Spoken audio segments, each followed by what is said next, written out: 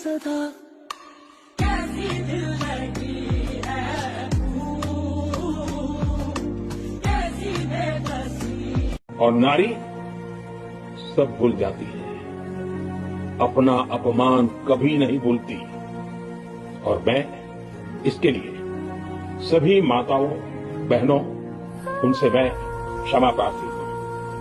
आज भारत का हर नागरिक देख रहा है कि कैसे भारत की नारी शक्ति की उड़ान को रोक दिया गया। देश की नारी शक्ति देख रही थी। मुझे भी ये देखकर बहुत दुख हुआ। नरेंद्र मोदी यांची मन की बात, नारी शक्ती अधिनियम याच्याविषयी असलेली मन की बात। मुळात या मन की बात मध्ये लोकशाहीची तेव्हा विटंबना करण्यात आली जेव्हा 140 कोटी जनतेचा राजा 140 कोटी जनतेसोबत 90% खोटा बोलतो। वास्तविक नारी शक्ती अधिनियम हा 2023लाच पारित करण्यात आला। देवेंद्र फडणवीस यांचं सुद्धा ट्विटर आहे, नारी शक्ती अधिनियम भारतीय महिलांना समोर करून त्यांच्या आडोशाला राहून भारत देशाचे 2 तुकडे करायचे, एक उत्तर भारतीय आणि एक दक्षिण भारतीय। नारी अधिनियम हा मुळात 2011च्या लोकसंख्येनुसार महिलांना विधानसभा आणि लोकसभेमध्ये 50% जागा आरक्षित ठेवण्यासाठी होता आणि त्यावेळेस 2023ला ते सर्वानुमते मान्यही करण्यात आला। पण पुन्हा आताच्या सत्ताधाऱ्यांचं म्हणणं आहे की आम्हाला आताच्या लोकसंख्येनुसार महिलांना 50% आरक्षण द्यायचं आहे। मग आताच का? कारण हम दो हमारे दो हे जे ब्रीद वाक्य भारतामध्ये लागू केलं होतं प्रत्येक राज्यामध्ये, तर काही राज्यांनी त्याची खूप चांगल्या प्रकारे अंमलबजावणी करून लोकसंख्या ही कंट्रोलमध्ये आणली आणि जास्तीत जास्त राज्य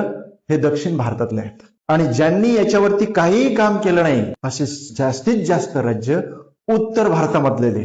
तर आता ज्यांनी लोकसंख्या कंट्रोलसाठी काम केलं नाही त्यांना हे बक्षीस असेल आणि ज्यांनी प्रामाणिकपणे लोकसंख्या कंट्रोल करण्यासाठी काम केलं त्यांच्यासाठी हे पनिशमेंट असेल। आणि त्याच्या समोर दक्षिण भारतामध्ये बीजेपी नाही पण उत्तर भारतामध्ये बीजेपीची पूर्ण हवा आहे। याचा उद्देश असा होतो की उत्तर भारतामध्ये बीजेपीच्या महिलांच्या सीटा वाढतील आणि दक्षिण भारतातल्या सीटा ऑटोमॅटिक कमी होतील। जर एखादं विधेयक आलं तर त्याला क्रॉस करायला कोणी राहणार नाही आणि येत्या 50 वर्ष बीजेपी हरणार नाही। हे त्याच्या मागचं काळं सत्य।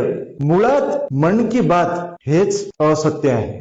पूर्वी 2014 पूर्वी जेव्हा पंतप्रधान भारतीय जनतेला संदेश द्यायला येत होता तेव्हा त्याच्यामध्ये तो संदेश राष्ट्रीय आपत्तीविषयी असेल, युद्धाविषयी असेल, एखादी महामारी असेल तेव्हा असेल किंवा आणीबाणी विषय असेल आणि लोक ते आवर्जून ऐकत होते। पण आताचे आमचे पंतप्रधान प्रेस कॉन्फरन्सला घाबरतात म्हणून पळवाटा काढायची म्हणून मन की बात यांनी सुरू केली आणि देशाच्या पंतप्रधानामध्ये जर एवढी हिंमत असेल, हे जर खरे असतील तर यांनी विदेशातल्या पत्रकारासमोर एक तरी प्रेस कॉन्फरन्स घेऊन दाखवावी। बरं, मन की बात तुम्ही करताय पण कशाविषयी?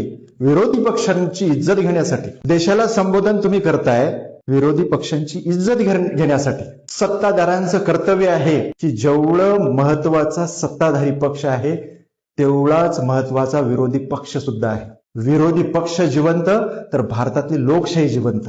मन की बातचा उपयोग हे विरोधी पक्षांची इज्जत घेण्यासाठी करता, मुळात हेच तुमचं चुकलेलं आहे। बरं, मन की बात तुम्ही करताय पण जेव्हा देशाची इज्जत तुम्ही घातली त्याच्यावरती तुम्ही कधी मन की बात केली नाही। एप्स्टीन फाईल मध्ये तुमच्या कॅबिनेट मंत्र्यांचं नाव आलं, सगळं जग या एप्स्टीन फाईल मध्ये धुतलं गेलं, त्याच्यात भारताची नाचक्की झाली, तरी तुम्ही एप्स्टीन फाईल वरती एकही मन की बात केली नाही। मणिपूर कितीतरी वर्षापासून जळत आहे तरी तुमची मन की बात या विषयावर झाली नाही।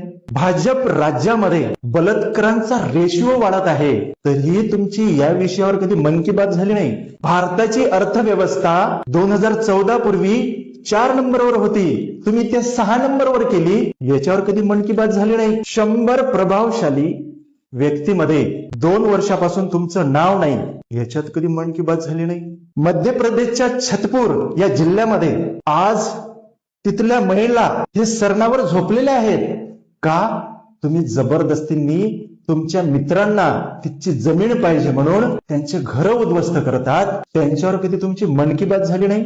देशातले शेतकरी, बेरोजगार, देशाची अर्थव्यवस्था, देशातल्या मरत असलेल्या नद्या, याच्यावर कधी तुमची मन की बात होत नाही. आणि फक्त विरोधी पक्षांची इज्जत घालण्यासाठी तुम्ही देशाच्या सरकारी आकाशवाणीवर येऊन लोकांना 90% खोटं बोलून मन की बात करता. 140 कोटी जनतेने तुम्हाला भारतातील शिक्षण व्यवस्था सुधारण्यासाठी पाठवलं. देशातल्या प्रत्येक व्यक्तीचं राहणीमान उंचवण्यासाठी तुम्हाला पंतप्रधान केलं. भारतातील प्रत्येक व्यक्तीचं आरोग्य सुधारण्यासाठी तुम्हाला पंतप्रधान केलं. भारताचा झेंडा हा जगात फडकावा याच्यासाठी तुम्हाला पंतप्रधान केलं.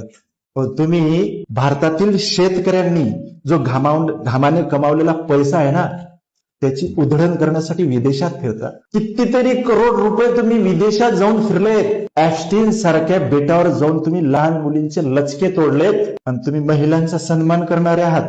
दिवस बदलायला वेळ लागणार नाही, पण जेव्हा दिवस भारतातील प्रत्येक नागरिकांचे येतील ना, तर तुम्हाला हे